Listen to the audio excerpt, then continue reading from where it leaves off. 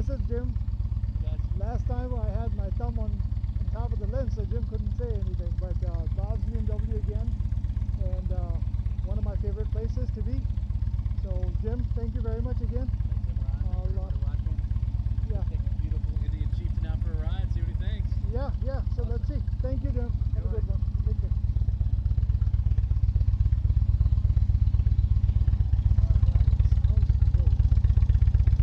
Wow, it's surprisingly light. The windshield is power operated. Goes down, sitting in stop hold position. Navigation and sound system as well. So what is this? You can get all sorts of, here it gets it all. Tire pressure monitor. Breathing. And at the bottom of the system, because over here you can just press and go to navigation. I'll go to the menu. And my 360, I forgot the mount, so I'm on the 360 today. Indian Chieftain 2018.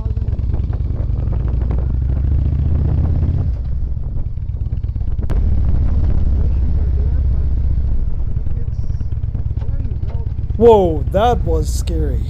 That was really scary because the bike just slid without any warning and just upon downshift.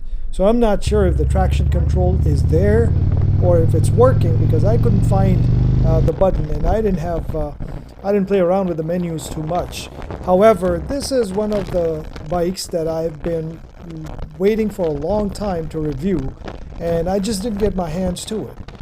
It is an exceptional ride. The way the engine runs, the way it maneuvers, overall light feeling, despite the weight, it's quite impressive. However, unless you are a die-hard bagger fan, this might not be your first choice as it is not mine. I was very impressed. This bike does everything well and it is surprisingly nimble.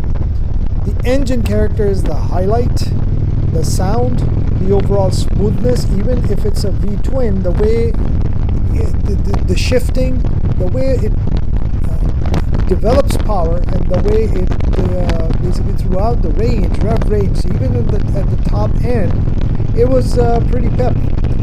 The gripes that I have about this bike is too much vibration. It is an excellent highway cruiser, no doubt. Excellent wind protection, but the windshield, I would have to go with a longer or bigger windshield for highway ride. I had a lot of buffeting on the helmet and around my helmet overall.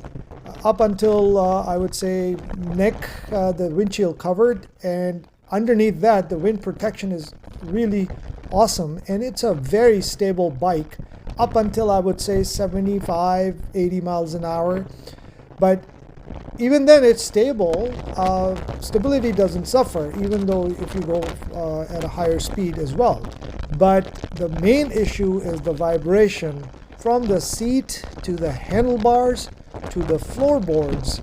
And when I say over 85 miles an hour or around 80-85 miles an hour, the constant vibration is just so strong in the seat more than anything else. That was annoying to me, and I'm not sure if I'm going on a long ride, which this bike is designed for, would I be able to cope with that?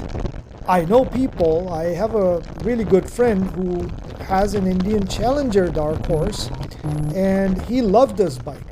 So again, it's probably a matter of taste. I am probably spoiled by my K1600 GTL, which is one of the smoothest bikes, if not the smoothest around.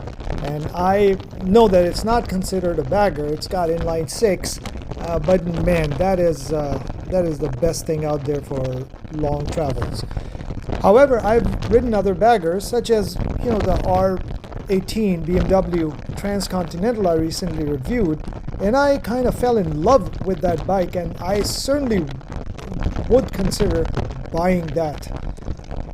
This one, even though I like everything about it generally, the overall vibration, as I said, and the overall feel of this bike, it's just and don't get me wrong, it's not a bad quality bike. Everything about this bike is high quality. It feels high quality. Maybe not as much as the R18 Transcontinental, but even the riding characteristics are pretty good in this.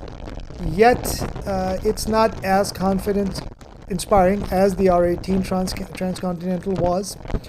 It also transition from gear to gear. It's got a really good shifter, but overall this bike feels, I guess, more substantial than the R18 Transcontinental did, even though that's a heavier bike and that's a bigger bike in general. So those are some of the things that I kind of was disappointed about, but all in all, the option packages that this bike offers, the engine with 100 horsepower and 127 foot-pound of torque, that's pretty good. That's really, I think, one of the top ranges, at the top ranges of the bagger category, barring the Indian Challenger, which is rated around like 122 or 125 horsepower, which is also amazing. This is an air-cooled engine, so it has a little bit different characteristic how it operates. I haven't ridden the Indian Challenger yet, so I can't really compare it with that, but with other baggers that I've ridden, specifically the V-twin ones and the Boxer twin that R18 is, this one felt, from a V-twin perspective, smooth to ride within a certain speed, 70-75 miles an hour in 6th gear. It's fantastic, and generally people who buy these bikes, that's the kind of speed that they're usually doing on the highway. Around town, on the twisties, this is pretty good. I really felt very confident on this bike within a few minutes. But overall, if you're going too fast, the transitions, you feel a little bit more weight in this than some of the other baggers that I've ridden. I'm not even going to mention the Goldwing, and as I said earlier, the K1600 GTL. They may not be the conventional American baggers, but as far as the touring machines go, there's a reason why Goldwing is the gold standard, and I personally prefer the K1600 GTL. But if we come in the bagger category, I would now like to take a test ride on Indian Challenger as well, just to compare, and the new Road Glide and Street Glide as well. Overall, great bike. If V-twin is your thing, then you're gonna love it. High quality, everything about it is good. The options, the navigation, heated seats, heated grips, and every amenity that you would expect is there. The issue I see is the price point, that at this price point, even a used or new, you have better choices available. So there you are, viewers. Please, if you like this video, share, subscribe, and press the bell icon, and we'll bring you more. Thank you so much.